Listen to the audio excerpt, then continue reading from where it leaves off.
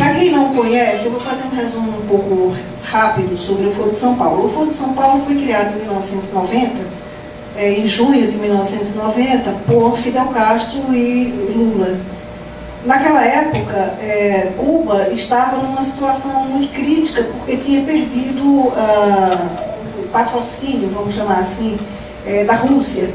E suas finanças estavam muito afundadas e a miséria estava muito grande. E Fidel Castro não sabia mais de onde tirar dinheiro para se manter e manter a nomenclatura, porque o povo continua do mesmo jeito, desde aquela época até hoje, com dinheiro de Cuba, com dinheiro da Rússia, com dinheiro da Venezuela, com dinheiro de qualquer lugar que chegue, não adianta, porque não há interesse em resolver a miséria daquele povo e sim mantê-lo escravo. Então, Lula já conhecia Fidel, ele já tinha vindo aqui no Brasil algumas vezes, inclusive na época do governo de Jânio Quadros, ele esteve aqui no Brasil, Lula conhecia ele, e então, como eles tinham afinidades ideológicas, o Fidel fez o convite a Lula, e em São Paulo, no encontro que houve em São Paulo em julho de 90, eles fizeram essa reunião congregando vários partidos que chamam de esquerda. Eu não gosto, eu gosto das coisas muito claras e muito explícitas, partidos comunistas, não é? E movimentos terroristas. Então, na fundação do Foro de São Paulo, estavam o PT, que foi o fundador. Do Brasil tinha o PT, tinha o PCdoB, o PCB, depois entrou o MR8, que inclusive hoje já é um partido oficializado, ele chama-se Partido Pátria Livre. Outros partidos de outros países. Então, ele entrou nesse primeiro momento, como membros fundadores entraram Peru, Chile, Argentina, Venezuela. Foram também participantes desse primeiro encontro movimentos terroristas, como, por exemplo, as Farc e o ELN da Colômbia, o MIR chileno, movimentos terroristas da Nicarágua, de El Salvador. Enfim, juntaram movimentos terroristas que também são comunistas. Isso é uma coisa que é preciso ficar muito claro. Normalmente se costuma dizer as Farc são um movimento narcoterrorista, mas não é só narcoterrorista. O fundamento das Farc é o Partido Comunista.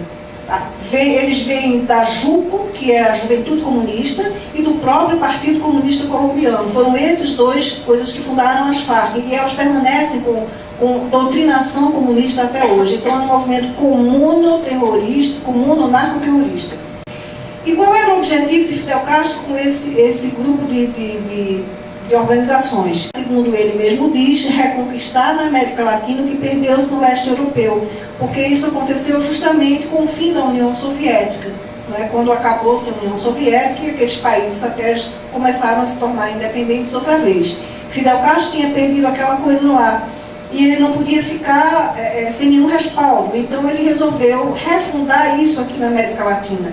O objetivo dele é exatamente criar uma União Soviética aqui do lado de cá, no nosso continente. Então, desse primeiro encontro, como aconteceu em São Paulo, passou a chamar-se Foro de São Paulo. Esses encontros acontecem anualmente, desde 90 até os dias de hoje. Houve 2 anos, acho que, não me recordo bem agora, creio que em 94, 93, houve 2 anos que não teve, por alguma razão. Mas esses encontros são uma síntese do que ocorre com os grupos de trabalho. No grupo de trabalho não participam todos os partidos, todos os países membros.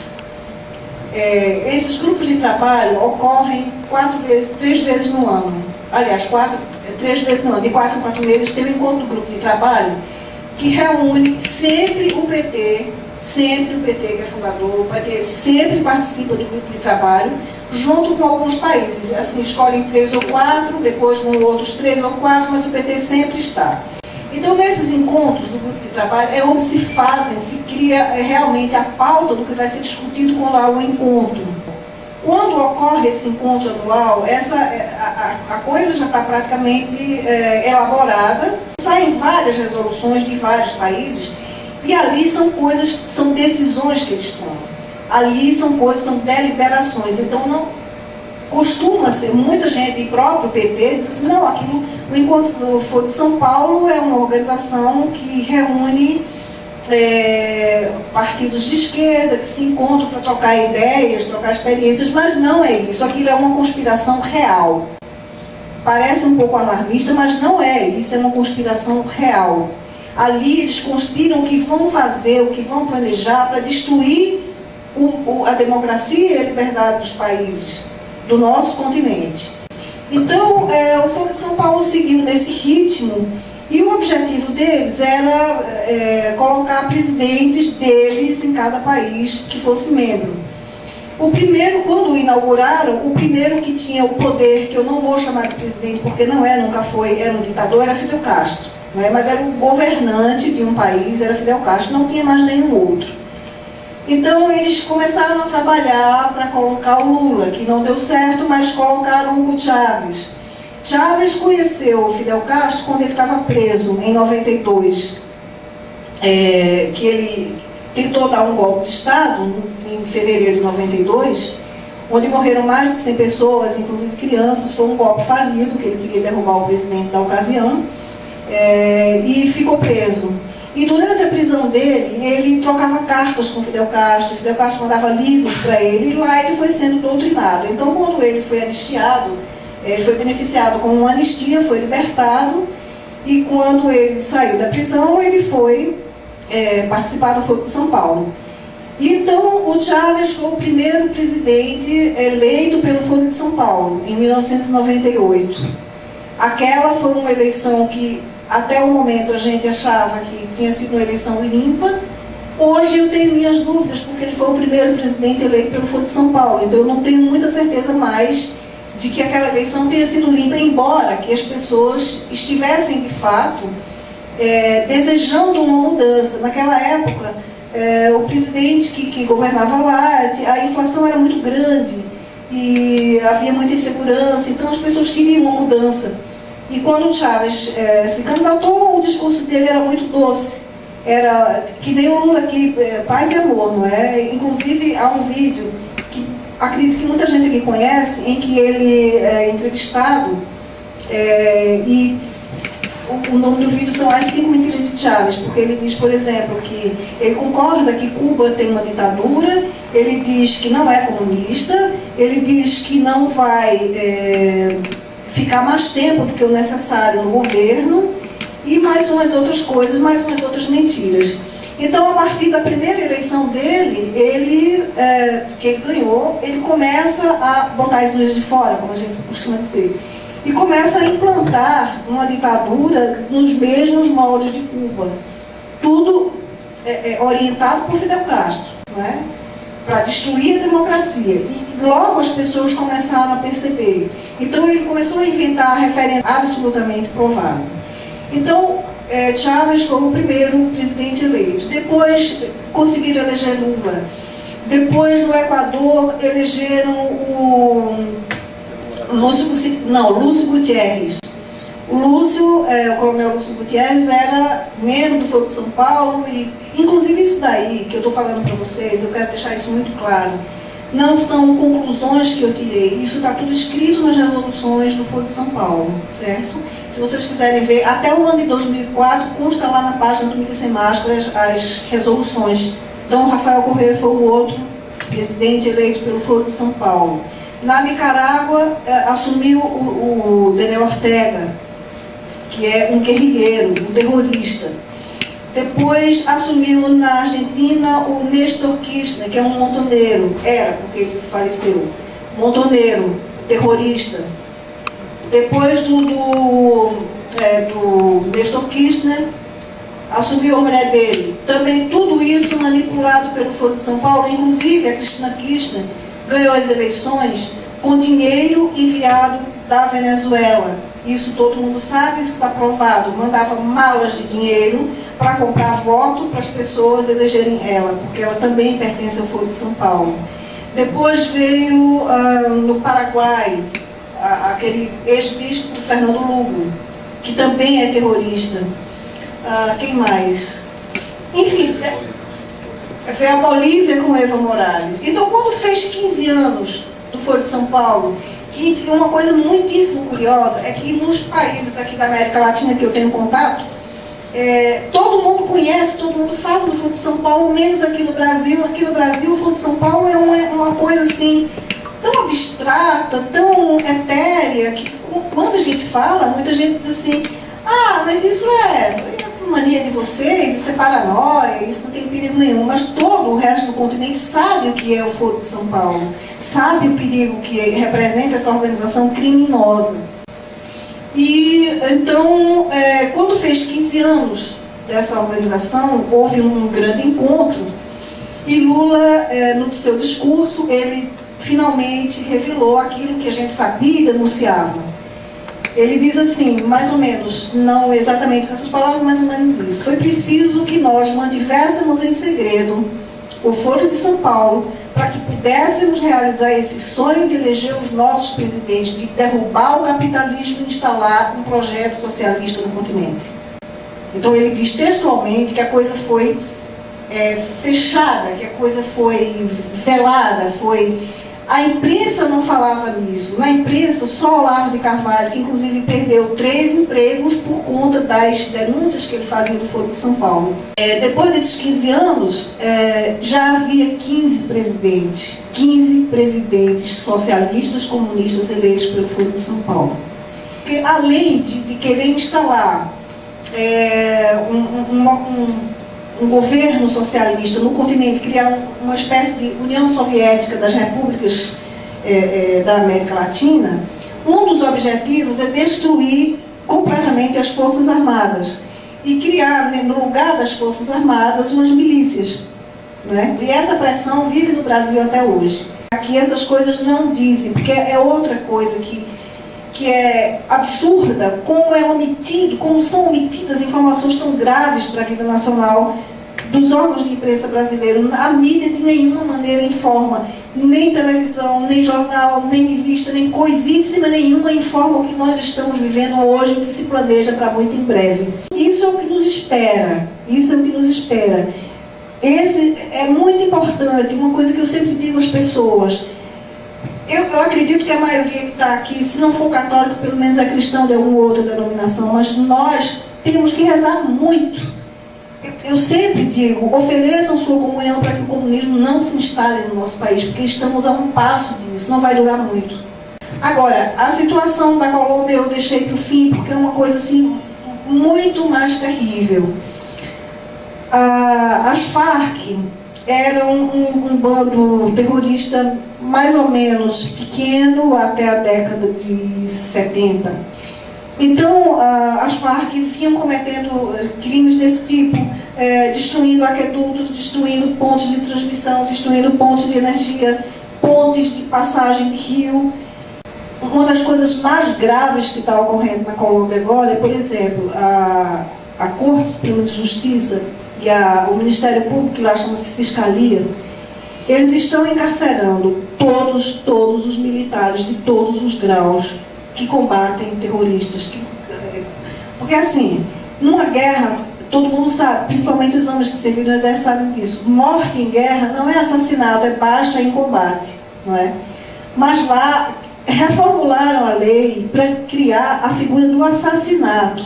Então o terrorista pode assassinar os militares e os policiais, mas quando os militares e policiais revidam, defendem a pátria, eles assassinaram, eles não deram baixa em combate.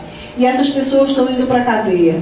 Hoje, desde generais até soldado, há 5.000 militares presos na Colômbia por terem dado baixa em terroristas. Isso daí é determinado pelo Foro de São Paulo, destruir as Forças Armadas. E como é que vai destruir? Primeiro desmoralizando.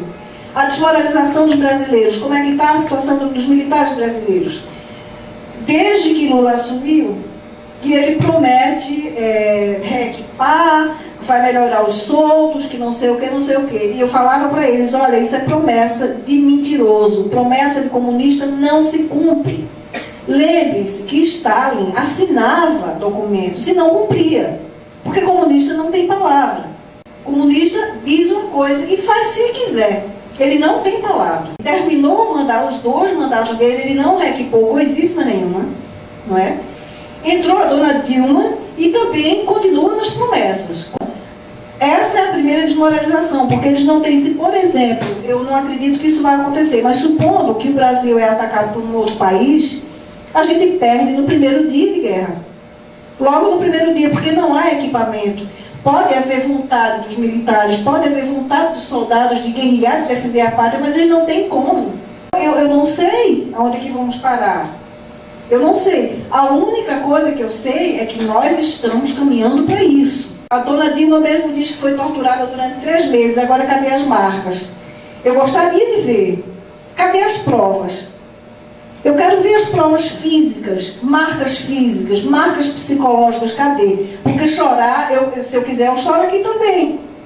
É muito fácil chorar, eu quero ver a marca física da tortura. Nenhum deles tem. Nenhum deles tem. E o próprio José Genuíno, que disse que foi torturado, que não sei o quê. Eu trouxe aqui para vocês esse livro que eu recomendo que vocês comprem. É do coronel Luiz Augusto Maciel. Foi ele quem prendeu José Genuíno. E ele me disse, certa vez, ele inclusive fala aqui nesse livro, ele disse, por todas as coisas que esse infeliz vive dizendo hoje, eu me arrependo de não ter sequer dado um tapa nele, porque ele não apanhou. Ele foi preso, sentaram ele numa árvore, amarraram as mãos dele para ele não fugir, e ele ali entregou tudo. Aqui o coronel Lício fala, ele entregou tudo, o nome de todo mundo. Ele não foi torturado, nenhuma dessas pessoas foi torturada.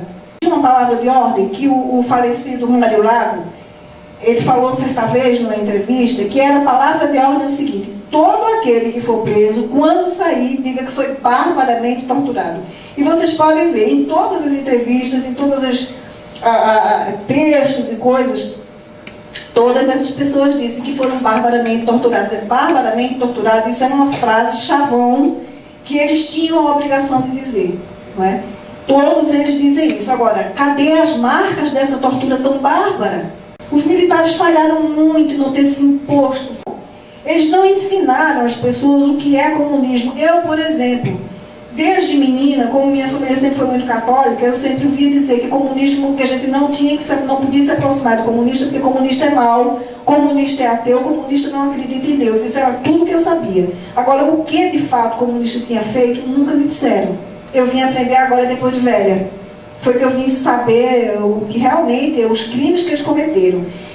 Eles deviam também ter feito um trabalho nas escolas, porque aquelas aulas de educação moral e cívica e de OSPB, não era outra? OSPB, elas não ensinavam o que era isso, não diziam o que era isso, não é? Não falavam que era comunista, então deviam dizer, olha, eles fizeram isso, eles mataram assim, eles torturaram, eles explodiram bomba em quartel, eles mataram, assassinaram o soldado Mário Cosel Filho, fizeram ele em pedaços num carro-bomba, um sentinela de um quartel, não é? Eles explodiram a bomba aqui no aeroporto dos Guararapes, matando gente inocente. Deviam ter dito isso, mas não disseram. Então o que ficou? Ficou a história recontada, reescrita por eles. E essa geração, que talvez aqui tenha muita gente dessa geração que já pegou a coisa dos livros que eles escreveram, não sabe o que é a verdade. Bom, então voltando agora para a Colômbia, as Farc é um caso bem particular. Conforme eu havia dito, as Farc são um bando terrorista, são um bando comunista, mantido até hoje pelo Partido Comunista. E havia na mesma época das Farc, havia um outro grupo terrorista chamado M19, Movimento 19 de Abril. E esse M19 praticou muitos atos terroristas, muitos sequestros também. Então o M19, no dia 6 de novembro de 1985, invade o Palácio da Justiça, faz refém as pessoas que estavam numa cafeteria que fica no térreo. Depois, com essas pessoas, sob a mira de armas, bota algumas, tranca algumas no banheiro, leva outras para o quarto andar, lá assassina vários, a sangue frio, metralha vários juízes, advogados, pessoas que estavam lá. E quando as pessoas se dão conta do que está se passando ali, falam com o presidente, na época Belisário Bittencourt, e o presidente Bittencourt autoriza o comandante do exército a agir. Ele vai com a tropa dele para conter aquilo que está acontecendo lá. Quando os terroristas veem que o exército está chegando, eles incendeiam o Palácio da Justiça. Por quê? É parte do mesmo projeto. Parte do mesmo projeto. Tudo parte do mesmo projeto. O Chávez vinha reclamando porque, não só ele, como todos os outros países pertencentes ao Foro de São Paulo, o Brasil, inclusive, vinha encabeçando muito essa história, que os Estados Unidos têm um acordo de cooperação militar com a Colômbia. E, na época da renovação desse acordo, os Estados Unidos propuseram, como o Correia tinha cortado o direito de uso das bases de Manta, dos Estados Unidos lá nas bases de Manta, então os Estados Unidos propuseram eles utilizarem as bases colombianas, mas não era para implantar base norte-americana, e sim utilizar junto com os colombianos aquelas bases de lá.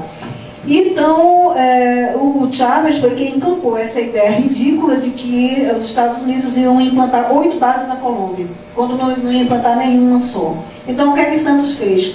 Mandou retirar isso daí e encerrou o contrato com os Estados Unidos.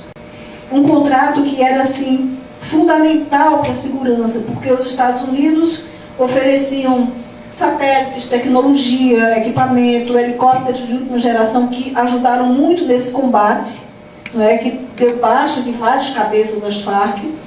Retirado esse acordo, os Estados Unidos pararam de ceder tecnologia e armamento e etc., e apoio mesmo bélico. Então, a partir daí, começou o enfraquecimento dos militares. Então, como se tudo isso não fosse pouco, aí o Santos, ele criou uma lei chamada Marco Legal para a Paz, que os colombianos imediatamente passaram a chamar Marco Legal para a Impunidade. Porque o que que faz? Ele diz assim, que os terroristas que se entregarem, não é? Disserem que não querem mais ser terroristas, eles vão ser anistiados, não vão pagar nenhum minuto de cadeia, vão ter seu nome limpo. É como se fosse assim, como os latinos sempre dizem, borrão e coisa nova. Vira a página e a folha está em branco. Entende? É isso daí que vai acontecer. Então, um terrorista que assassina crianças, que recruta meninas para serem prostitutas dos chefões, meninas de 12 anos, que fazem elas abortarem, porque uma guerrilheira não pode ter filho.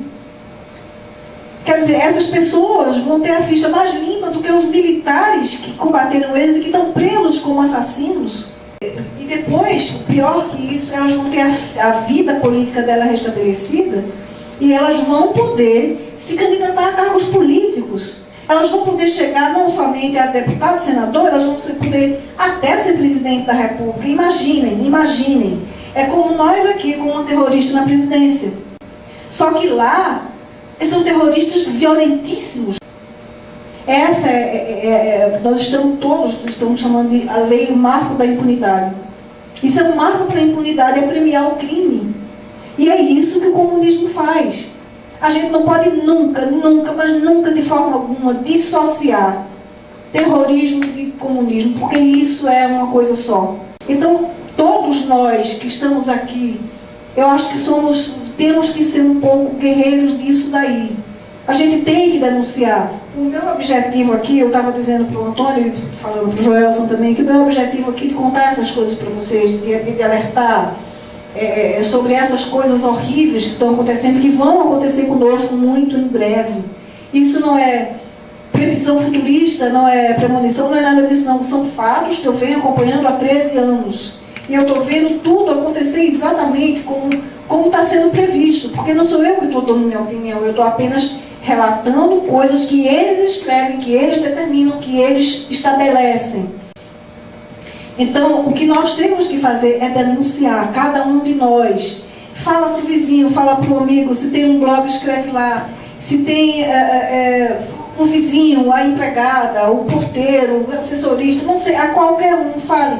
Pelo amor de Deus, não votem no PT. É denunciar que o PT é comunista, que não há comunista bonzinho. Não há, porque no mínimo, se o comunista ele não pegou em arma, se ele não praticou nenhum crime, ele é conivente na medida em que ele apoia isso que os outros fizeram. Importante também, antes de passar o vídeo, é preciso esclarecer. Na época que Lula foi eleito pela primeira vez, em 2002, ele recebeu um comunicado das Farc, do Comando Central, na época era o Manuel Marulanda Tirofirmo, felicitando ele pela vitória nas eleições. Em 2006, a mesma coisa. Agora, em 2010, com a dona Dilma, já não era mais ele, o comandante central era o Alfonso Cano, que já foi abatido com a graça de Deus. Ele também mandou, inclusive, cumprimentando a compatriota.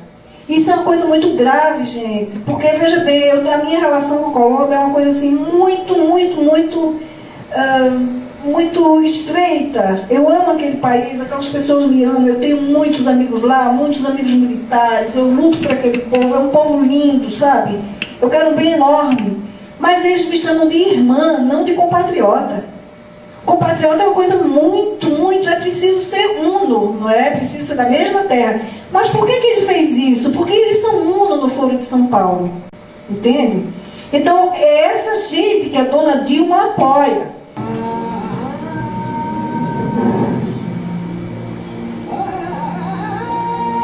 Isso aí tudo é marca de bala. Gente assassinada, gente do povo. Como o Exército de Liberação Nacional de Colômbia. E realmente, lo digo aunque alguien se pueda molestar, las FARC y el ELN no son ningunos cuerpos terroristas. O Chávez diz, as FARC e o ELN não são bandos terroristas. Não são ningunos cuerpos terroristas. E isso daí não é um ato de terrorismo.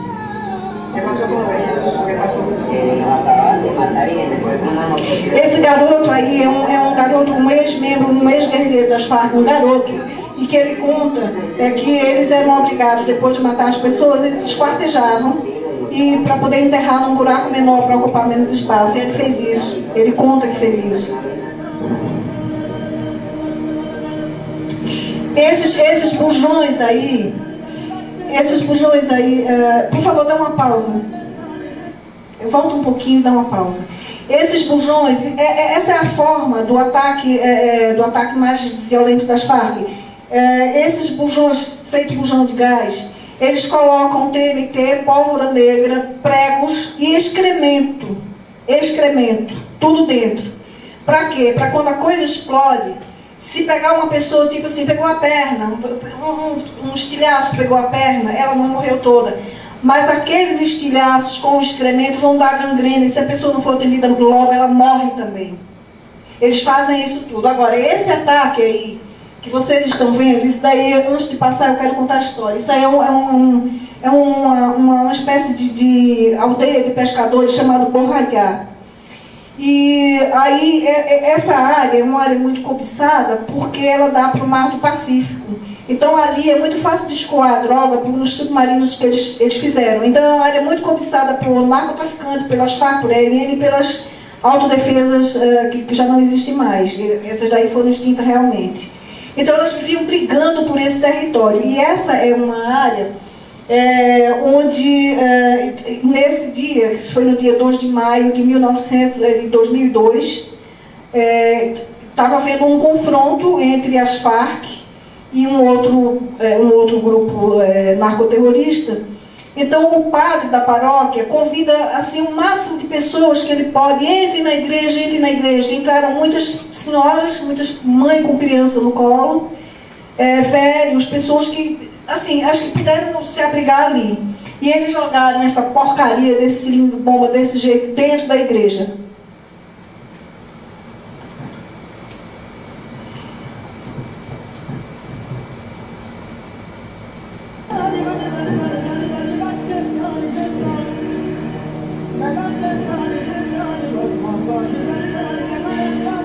Naquela igreja morreram 119 pessoas, das quais 45 crianças. E quando a polícia chegou para fazer o reconhecimento, para avaliar o sinistro, disse que tinha pedaços de corpos grudados nas paredes. Isso daí são as minas, as chamadas minas quebra-pata, que atingem criancinhas assim. Las FARC y el ELN no son ningunos cuerpos terroristas. A quantidade de mutilados é incalculável.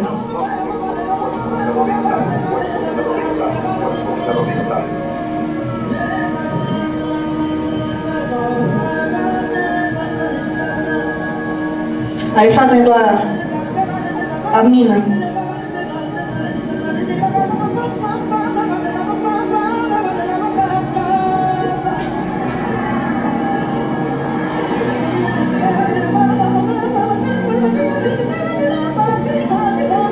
Aí a situação da igreja.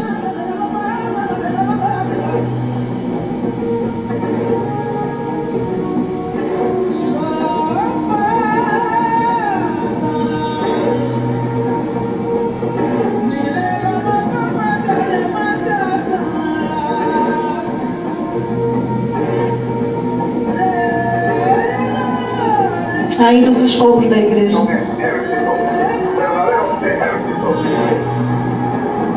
Son verdaderos ejércitos que ocupan espacio en Colombia,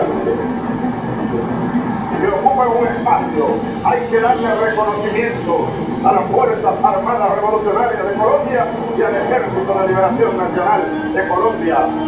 Son fuerzas insurgentes que tienen un proyecto político, que tienen un proyecto bolivariano, que aquí es respetado. Es respetado.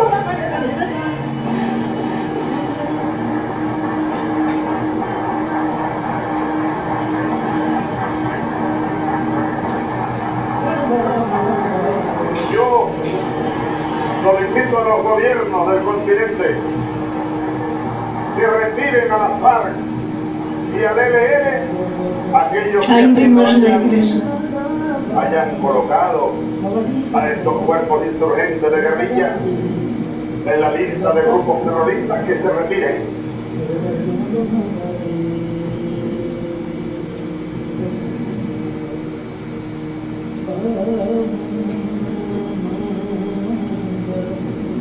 Olha o estado da igreja.